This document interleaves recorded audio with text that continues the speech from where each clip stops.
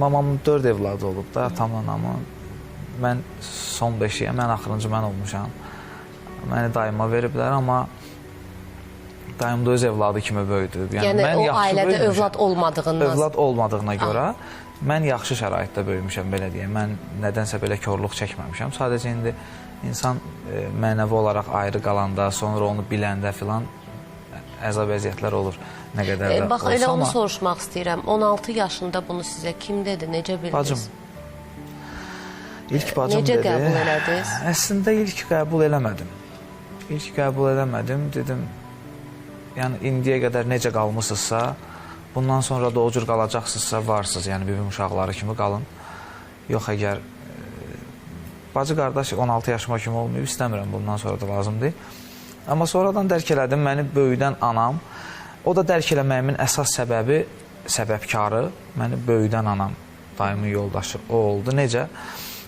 Çünki o dünyasını dəyişdi və bilirsiniz nə formada fikirləşirdim ki, uşaq beyni istər-istəməz o uşaq düşüncələri var da. Yəni 16-15 yaşında uşaq nə düşünə bilər? Mən fikirləşirdim ki, yəni mən onun sözünə baxmadığım zamanlarda o dünyasını dəyişəndən sonra çox peşmançılıq hissi keçirdirdim, hədsiz dərəcədə. Fikirləşirdim ki, mən filan bir vaxtda onun sözünə baxmamışdım. Nə demişdi, onun əksini eləmişdim. Dinc qalmamışdım, nadincliyi eləmişdim, filan dəcəlliyim olmuşdu. O düşüncələrlə fikirləşirdim ki, mən bu düşüncələrlə bioloji anama da, doğma anama da əzab əziyyət verərəm, onu qınayaram və uzaq olsun, bir gün gecə olar, peşman olaram, peşmançılıq hissi keçirdərəm. O düşüncə ilə sonradan bunu yumşaltdım, bu vəziyyəti.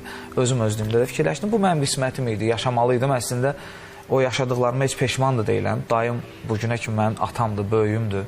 Bundan sonra da nə qədər ömrüm varsa belə olacaq.